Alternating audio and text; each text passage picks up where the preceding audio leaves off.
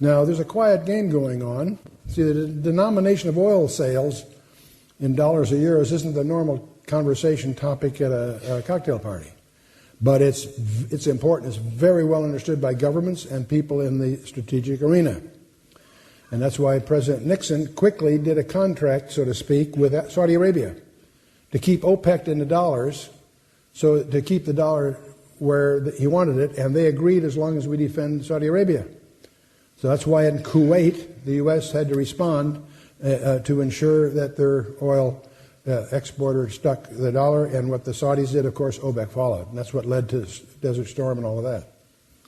The oil is a reserve currency. The dollar's position has already been on the decline. The Federal Reserve has commented on that for the last couple of years. China has declared that it's going to diversify its forex holdings into oil by a strategic petroleum reserve. They're building giant tanks, and they're going to take the reserves in oil. Smart move for a lot of reasons. Okay, but here's a point that I want you to try to absorb. President Bush and the current Congress have together authorized and borrowed more money from foreign governments, banks, and citizens than all the previous 42 administrations that make up the history of our country. From 1776 to 2000, the first 224 years of our history, 42 U.S. presidents borrowed a combined $1.01 trillion from foreign governments and financial institutions.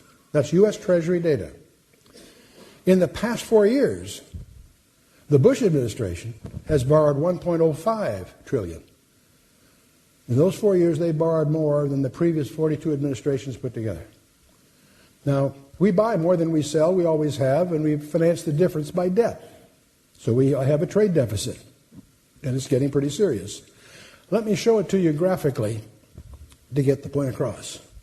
In the early 1990s, our deficit was in the neighborhood of 50, 60, 70 billion. $1 billion, that's a lot of money. But it finally got down to about 100 billion and stabilized that for quite a few years. And many people reconcile themselves. Tip O'Neill was famous for quoting that $1 billion here and $1 billion there, and pretty soon you're talking real money. Well, in 1997 and following, it became a bit alarming because it grew to 4 times that, almost 400 billion per year. These are not totals, they're rates. 400 billion per year. Well, in 2001, it picked up a little less. It was a little less, not quite as disastrous. People breathed a little more easily, except the history has been rather shocking to now where it's off the charts. Virtually $1 trillion per year negative. We've gone from being a creditor to the world's largest debtor.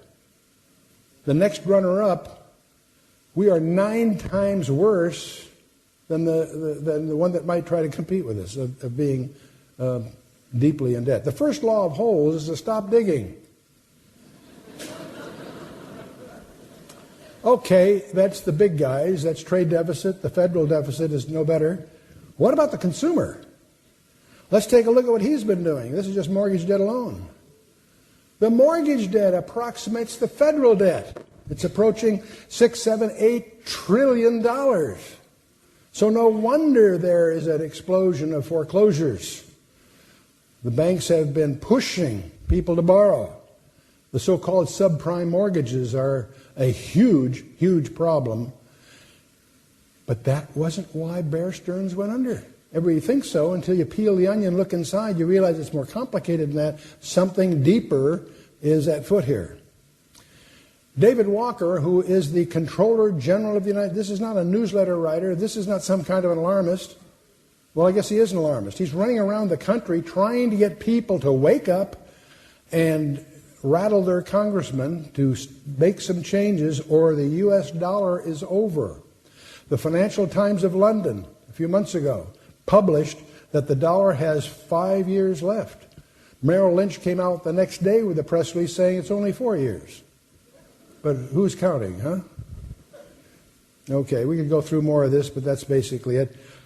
The way you measure the performance of our Federal Reserve is by the money supply, and there's 4 ways of measuring it, M0, 1, 2, and 3, but the key way is M3. That's the aggregate measure of liquidity that's in the system. And here's the plot of it from January 59 to June of 2006. And obviously the liquidity, the amount of money, the money supply, has been increasing. If it increases faster than the economy, that's called inflation, right? Okay. You'll notice, though, that the figures in 2006 are in a little yellow band there. Why is that? Because in March of 2005, the Federal Reserve decided they're not going to publish M3 anymore. Oh, really?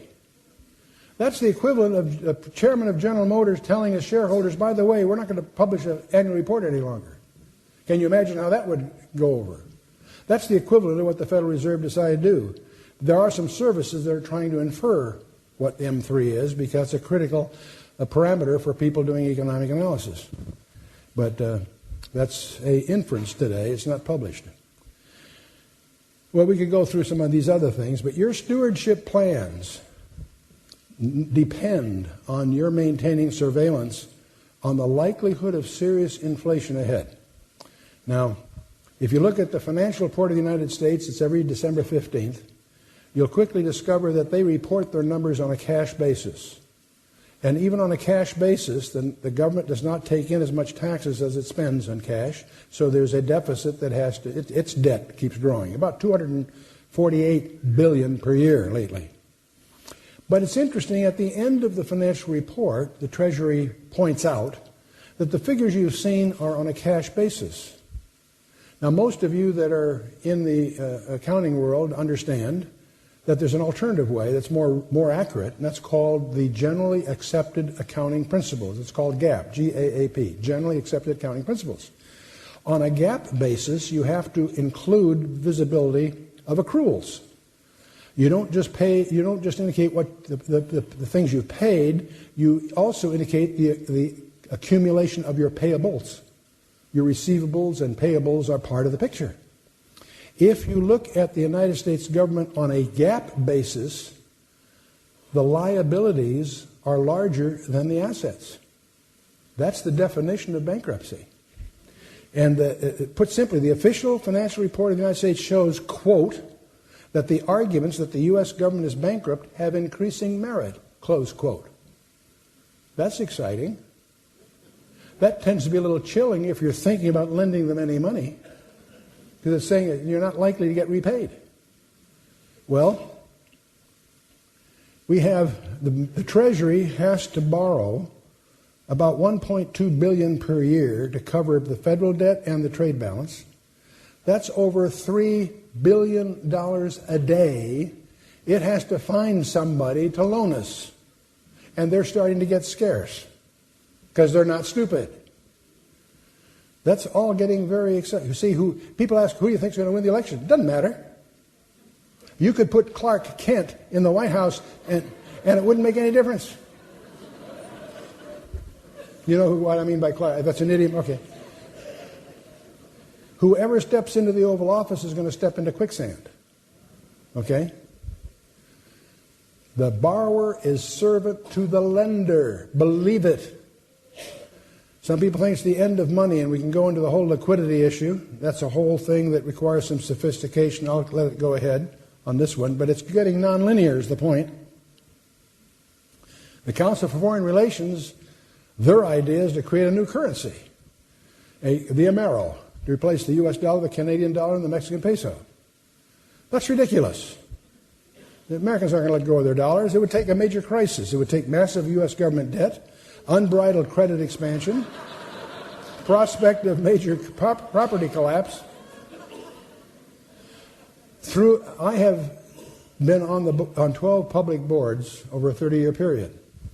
I'm used to this world to some extent. I've been in the strategic arena for 3 decades. I've always attributed this kind of thing to mismanagement. Our Congress is out of control.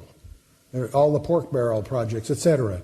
You can go on and criticize. It's just a mismanaged mess. But as I was putting this together recently, the last few months, it suddenly hit me between the eyes. this isn't mismanagement. It's possible that this is being designed deliberately for another goal. Another goal.